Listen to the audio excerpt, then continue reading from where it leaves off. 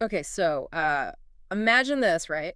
You're in Vegas, the city of lights, you know, but also apparently like some seriously dark secrets. Oh, yeah. We're going deep on this case, and let me tell you, it's got more twists and turns than like a slot machine going crazy. I can only imagine. We're talking about Jazlynn Roush, who legally changed her name and now identifies as a transgender woman. Okay. And she's been accused of, well, killing her roommate, Monique Gilbertson. And get this, keeping her body in a freezer for weeks. Oh, wow. Okay, so right away, we're dealing with a situation that's, well, it's pretty intense. Intense is putting it mildly. What really gets me, though, is that it's not just about the crime itself, We're also trying to figure out, like, what led up to it. Exactly, like what was going on behind the scenes. Exactly. We've got these police reports, court documents, news articles, the whole nine yards. And one thing's for sure, the relationship between Jazlynn and Monique, it wasn't exactly sunshine and roses. Oh, not at all. And get this, it all started with a concerned property manager. They noticed Monique's car was parked, like, differently than usual, Ugh. and her dogs were barking more than normal, so they call for a welfare check. This is November 6th. Uh-huh. And bam!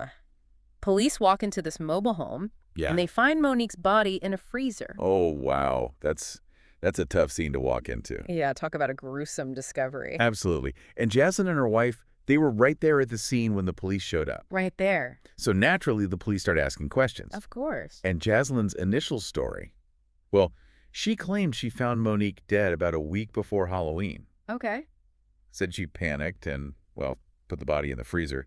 Claimed Monique had overdosed. Okay, so that's her story. Right, but here's where it gets even crazier. Yeah, I was about to say. Jazlynn's wife, she told the police a completely different story. Oh. She claims she actually saw Jazlynn giving Monique cocaine, and it was laced with fentanyl. Whoa, okay, so now we've got conflicting accounts right from the get-go. Exactly. So if the wife's testimony checks out, it throws a whole new wrench in things. Like, suddenly, maybe it wasn't just a tragic accident. Right. It raises the possibility of, well, intent. Exactly. Yeah. And to add to all of this, the police found drug paraphernalia at the scene. Oh, so that kind of contradicts Jazlynn's story about not knowing about any drugs. Yeah, exactly. Okay, so we've got conflicting stories, we've got drug paraphernalia, and we know the relationship between Jazlynn and Monique wasn't exactly smooth sailing. Definitely not. In fact, the property manager mentioned Monique had complained about, like, Jazlynn's cleanliness and drug use. Uh-huh. And it got so bad that Monique actually tried to evict Jazlynn. Like, she even tried to change the locks. Wow. It was more than just your average roommate squabble. Yeah, it sounds like things were pretty tense. Totally.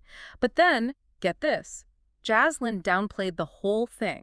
Yeah, she claimed things were actually calm. Despite, the eviction attempts and everything. She did admit they argued sometimes, though. Okay, so again, we've got these conflicting narratives, right? Jazlynn saying one thing, the property manager saying another, and then there's the wife's shocking statement. And on top of that, we've got the drug paraphernalia. Right. It's like, what really went down in that mobile home? It really makes you wonder. And there's one more thing. It's a big one. Jazlynn has pleaded not guilty to second-degree murder. Wow. Okay, so now it's up to the prosecution to prove her guilt. Exactly, beyond a reasonable doubt. And that brings up a huge question. Yeah. How can they prove malice in this case? Because that's what they need, right? Right. For a second-degree murder conviction. Right. But proving malice, like, doesn't that always mean proving they planned it out beforehand? Well, not always. Sometimes it's about proving something called reckless disregard for human life. Okay, so what are you saying? Like, if they can prove Jazlynn knew the cocaine was laced and still gave it to Monique, that could be enough. It could definitely be a big part of their argument, yeah. Put yourself in the jury's shoes.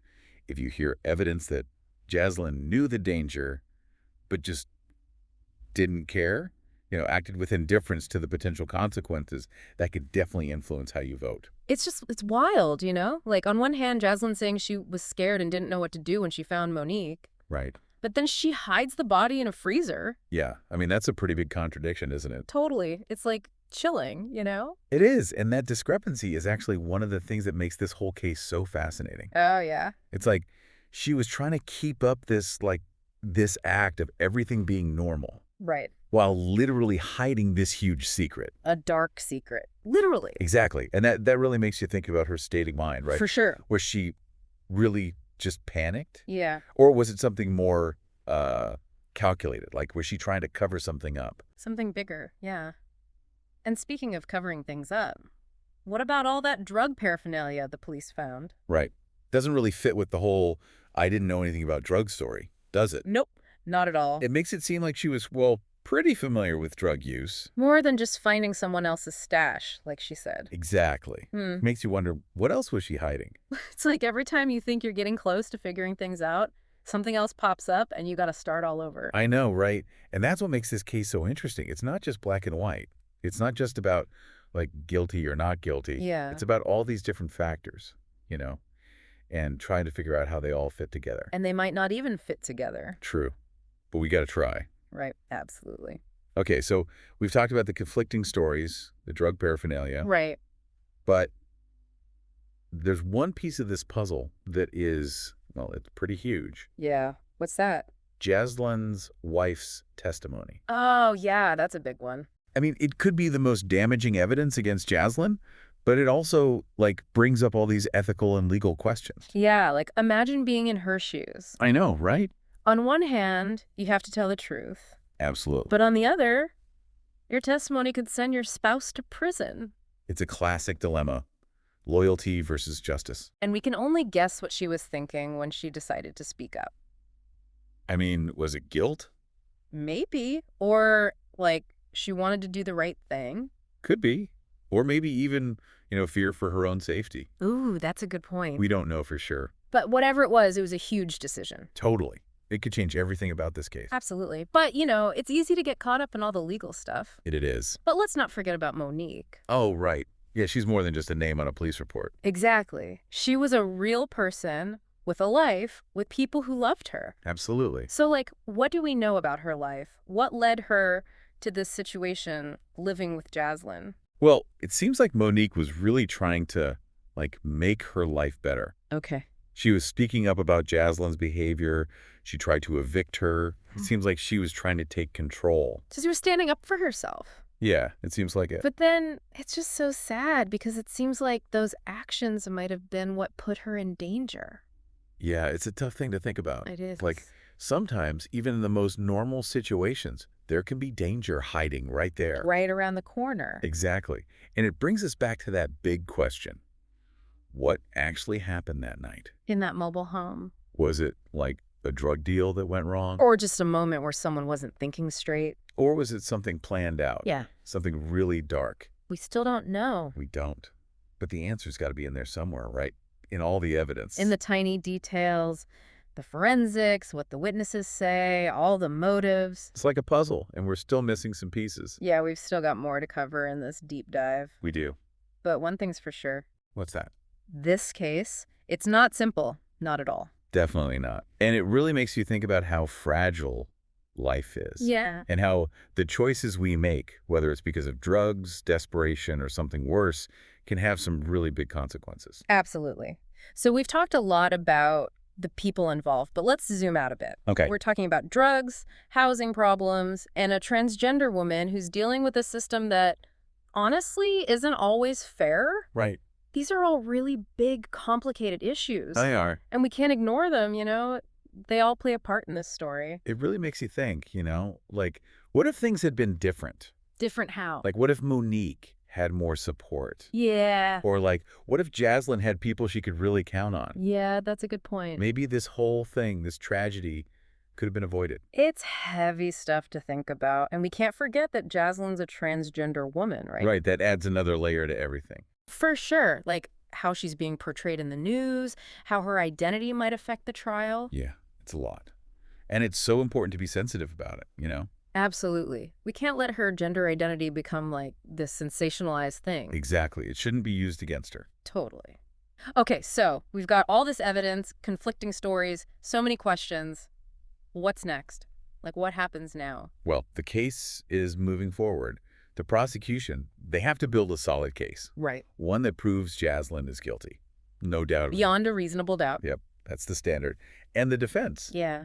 They're probably going to try to poke holes in the wife's story. Okay. And argue that there's not enough to prove malice. But we were saying earlier how malice doesn't always mean it was planned. So how do they actually prove that in court? That's a tricky part. They have to show that Jazlynn acted recklessly. Okay. Like, if they can prove she's laced drugs before, or that she knew the risks but didn't care, Oh, okay. that makes their case stronger. So, like, proving that she had a total disregard for human life. Exactly. That even though she might not have wanted to kill Monique, Hmm. her actions were so reckless that it's basically the same thing. Wow. This trial's going to be intense. Oh, yeah, it's going to be a wild ride. Yeah. But even with all the legal drama, we got to remember the human side of it all. Right. Monique? A woman lost her life, families are hurting, and a whole community's trying to understand something that just doesn't make sense. You're so right. It's easy to get caught up in all the details and forget about the real people at the heart of it. Exactly. So as we wrap up this deep dive, what's, like, the biggest thing our listeners should take away from all this? I think it's this. Hmm. Look beyond the headlines. Okay. It's not just a simple story. There are so many factors that play into tragedies like this. Personal choices, societal issues, the systemic failures you were talking about earlier. All of it. It's complicated, but we have to try to understand it. Because maybe, just maybe, if we understand it, we can start to, like, fix the root of the problem and prevent these tragedies from happening in the first place. This case, it really shows us that every choice matters. Yeah. And that those choices can affect other people in ways we can't even imagine. Well said. This deep dive has definitely given us a lot to think about. It really has. Stay curious, stay informed, and stay engaged, everyone. We'll see you next time.